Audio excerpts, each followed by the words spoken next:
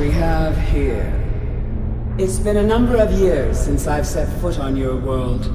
Or perhaps it's been moments. One tends to lose track. So, once again, the key has been stolen, and a champion returns it to the sepulchre. Now that the Ebonmere has been restored, you stand before me awaiting your accolades. A pat on your head, a kiss on your cheek.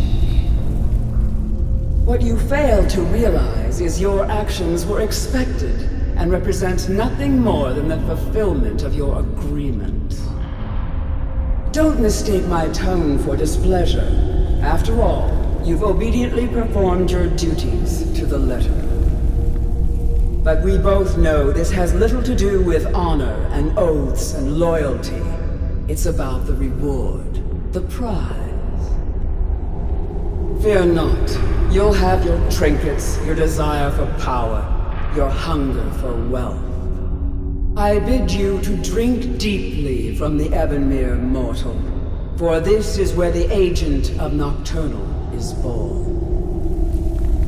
The oath has been struck, the die has been cast, and your fate awaits you in the Evergloam. Farewell, Nightingale. See to it the key stays this time, won't you?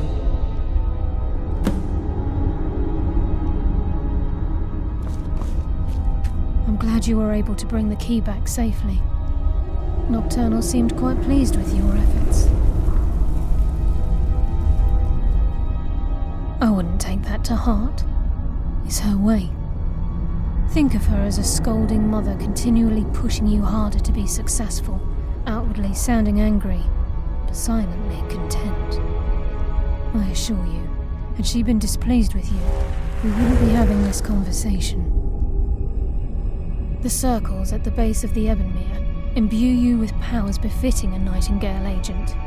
The crescent moon represents the agent of shadow, the half moon for the agent of subterfuge, and the full moon for the agent of strife.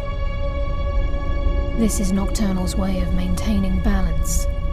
If you ever feel the need to change your abilities, you can return to the sepulchre and step onto a different circle. Be warned that once you've chosen, you can't reselect for at least a day. Now, your life as a Nightingale begins. Should the need arise, you'll be summoned to the sepulchre in order to defend it. The Guild has welcomed me back with open arms. I feel like a void in my life has finally been filled. I only hope that this isn't an ending to things, but actually the beginning. Why, perhaps the greatest crime spree Skyrim's ever known. There are pockets brimming with coin and coffers overflowing with riches ripe for the picking. We may be Nightingales, but in our hearts we're still thieves, and we're damn good at what we do.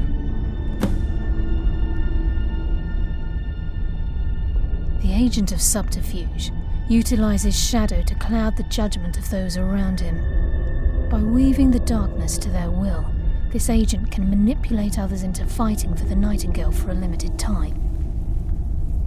The agent of stealth is the master of remaining unseen. They are able to manipulate the darkness and use it to their advantage. On moonlit nights or in darkened rooms, this agent literally becomes invisible. This agent of strife can send forth a tendril of pure darkness into the heart of another, causing great injury to them. At the same time, this tether will bolster the agent's own life force, making him stronger.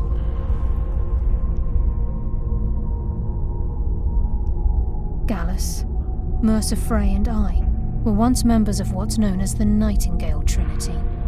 The Trinity disbanded 25 years ago when Mercer Frey betrayed us by slaying Gallus and dumping his body in the ruins of Snowvale Sanctum. Indirectly, the Trinity is usually selected from the ranks of the Guild, although its existence is a closely guarded secret. The Nightingales protect the Temple of Nocturnal, a place known as the Twilight Sepulchre. She's the mistress of night and darkness, and the patron of every thief in Tamriel. Nocturnal isn't one for worship and reverence. There are no priests and no sermons, no services and no alms. She influences our luck, and in return, demands payment. You're closer to understanding than you realize. The only difference is she doesn't demand payment in the traditional sense, and sometimes the cost can be quite high. Whether you know it or not, Nocturnal dictates how well we perform as rogues. Again, you have to think differently. Haven't you ever noticed how our luck behaves? Like a novice picking an impossible lock, or a blind man suddenly turning to face you as you reach for his pocket. It's through these subtle means that Nocturnal influences us. Nocturnal's whim is the greatest mystery to everyone. There have been volumes written on the subject. Does she exact payment when we die? When we suffer? Does she revel in our misery? No one knows. The return certainly seems worth the risk, though. Choose your path, and your journey will be complete.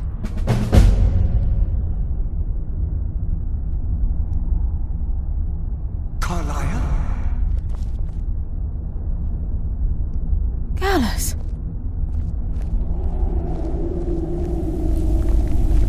I feared I would never see you again. I was afraid you'd become like the others. If it were not for the actions of this nightingale, your fears would have come true. She honors us all. What will you do now, my love? Nocturnal calls me to the Everglow. My contract has been fulfilled. Will I ever see you again? When your debt to Nocturnal has been paid, we'll embrace once again. Farewell, Gallus. Eyes open. Walk with the shadows. Goodbye, Carlia.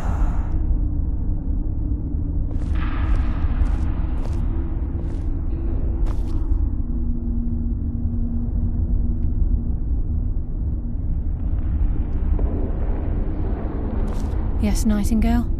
What is it? Gallus's oath has been paid. His actions have satisfied the terms. Now his spirit becomes one with the Everglow, the realm of perpetual twilight and the cradle of shadow. No, not gone. He's become one with the shadows. This is the greatest honor a Nightingale can possibly achieve. In death, he's become a part of that which we used to live. Absolutely. When we say, walk with the shadows, we are asking those Nightingales who have passed on to protect us. It's believed that they are literally what guides our uncanny luck, by placing their hands in ours. That's why the Ebonmere needed to be reopened. Without it, there's no way Nocturnal was able to allow them through.